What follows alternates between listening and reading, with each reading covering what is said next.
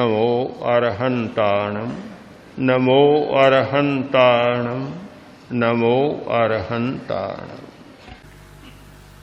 ध्यान के द्वारा आपको जो उपलब्ध होगा, न पदार्थ समाप्त होगा और न चेतना समाप्त होगी। समाप्त किसी को नहीं करना है, हमें तो बनाए रखना है, समाप्त नहीं करना है।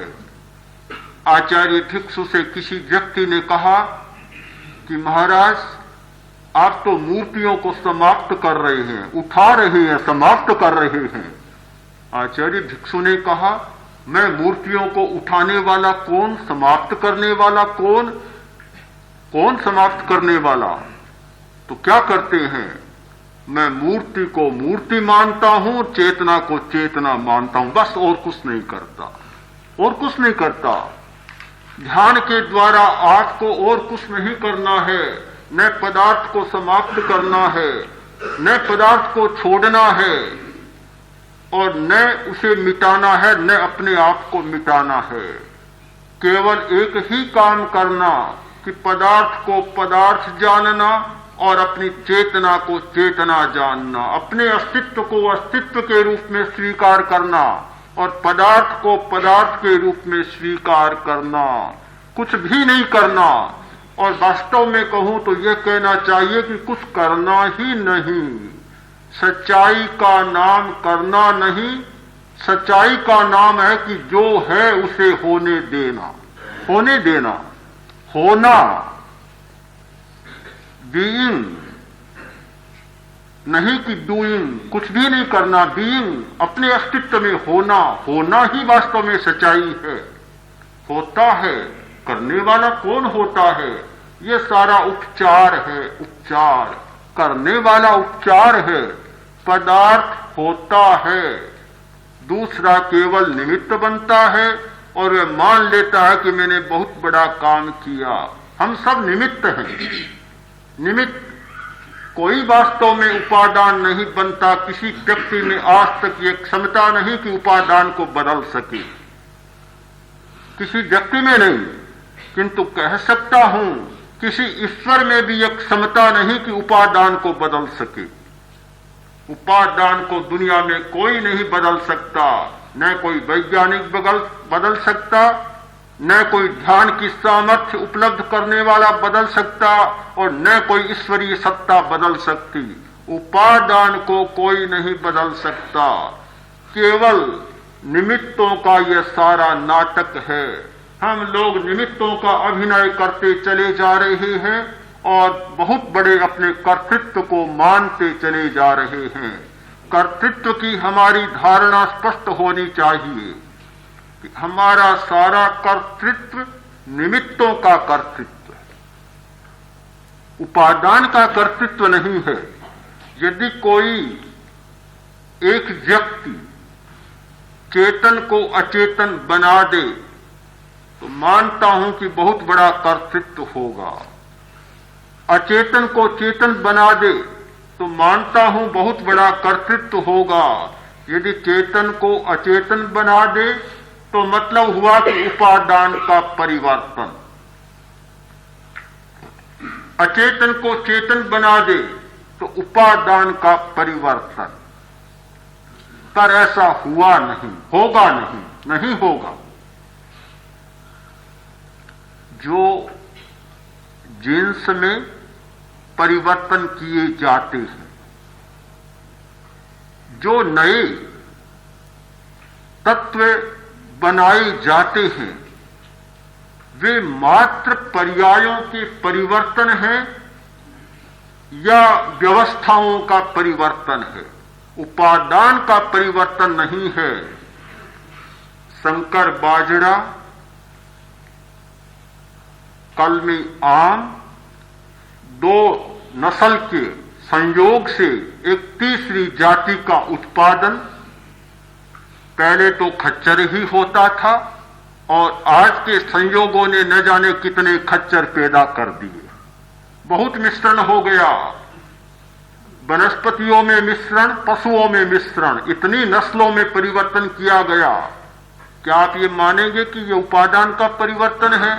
बहुत लोग भूल जाते हैं और मानते हैं कि ये मूल पदार्थ ही बदले जा रहे हैं। ये कोई उपादान का परिवर्तन नहीं, ये केवल निमित्तों का परिवर्तन है। इसमें न कोई चेतन की सत्ता में परिवर्तन होता और न कोई पदार्थ में, पुद्गल में परिवर्तन होता। संयोग के परिवर्तन से केवल उपजातियों में परिवर्तन हो जाता है, कायिक उपकरणों में परिवर्तन हो जाता है और कुछ स्वाद में परिवर्तन हो जाता है, सुगंध में परिवर्तन हो जाता है। हमने देखा एक लता के 2 प्रकार के फूल, सफेद फूल भी है और गुलाबी फूल भी है। मिश्रण कर दिया गया 2 लताओं का, 2 प्रकार के फूल एक लता में आने लग गए। आम, जिसमें आम की खुशबू भी है, सुगंध भी है और अनानस की सुगंध भी है। आम का स्वाद भी है और अनानस का स्वाद भी है। हो सकता है, यह कोई बहुत बड़ी बात नहीं, यह कोई उपादानों का परिवर्तन नहीं, यह केवल निमित्तों का परिवर्तन है। हमारे शरीर के जितने परमाणु, हमारी इंद्रियों के परमाणु, हमारे मस्तिष्क के परमाणु और जो हमारी मस्तिष्क की क्रिया, मन और बुद्धि के परमाणु है, उन परमाणुओं के मूल में थोड़ा सा परिवर्तन किया जाए तो रूप बदल सकता है, रंग बदल सकता है, आकार बदल सकता है, गंध बदल सकती है और स्वाद बदल सकता है, किंतु इसे उपादान का परिवर्तन नहीं कहा जा सकता। डॉक्टर इरविन श्रोडिंगर ने एक बात की चर्चा की कि हम लोग जो भौतिकीविद हैं वे केवल इस बात में उलझे हुए हैं कि पदार्थ का मूल कण है या तरंग है। इस बात को ही सुलझाने का प्रयत्न कर रहे हैं, किंतु उन्होंने बताया कि मेरी दृष्टि में यह कोई बहुत महत्व का प्रश्न नहीं है, यह कोई बहुत बड़ी गुत्थी नहीं है। मूल गुत्थी है वह यह है कि पदार्थ का मूल चेतन है या अचेतन है, पदार्थ चेतन है या अचेतन है, या चेतन और अचेतन के संबंधों की पारस्परिक गुत्थी को कैसे सुलझाया जा सकता है। विज्ञान के सामने सबसे बड़ी चुनौती यह है और सबसे बड़ा प्रश्न यह है, क्योंकि वैज्ञानिकों ने ज्ञाता के बारे में बिल्कुल ही एक भ्रांति पैदा कर दी। इसलिए आज वैज्ञानिक के सामने सबसे बड़ी चुनौती है कि चेतन सत्ता है या नहीं। पदार्थ के बारे में काफी उलझनों के बाद और काफी चर्चाओं के बाद कुछ दृष्टियां साफ हुई हैं और होती जा रही हैं, किंतु चेतन के बारे में अभी भी दृष्टि साफ नहीं हुई है और मुझे लगता है कि हो भी नहीं सकती। चेतन को जानने का जो उपाय है वह है स्वयं का अनुभव और अपने संवेदन का निर्मलीकरण और शुद्धिकरण। जब तक हम अपने संवेदन को शुद्ध नहीं करेंगे और राग द्वेष का जीवन जिएंगे, मूर्छा का जीवन जिएंगे, तब तक आत्मा के बारे में हमारी धारणा स्पष्ट नहीं हो सकती, हम ज्ञाता के बारे में नहीं जान सकते। आज तो धार्मिक लोगों की भी यह कठिनाई है कि वे आत्मा के प्रश्न को सिर्फ शास्त्रों के द्वारा हल करना चाहते,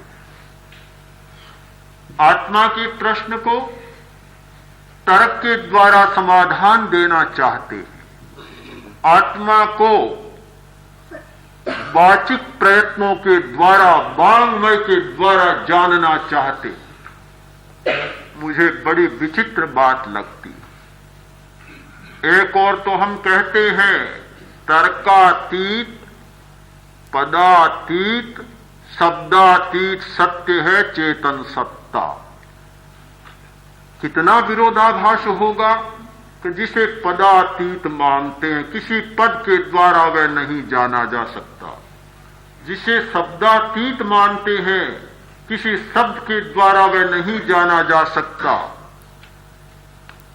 और वाणी का जो विषय नहीं बनता, उस चेतन सत्ता को, आत्मा को पदों के द्वारा, शब्दों के द्वारा और तर्कों के द्वारा हम जानने का प्रयत्न करते हैं और मान लेते हैं कि है या नहीं है।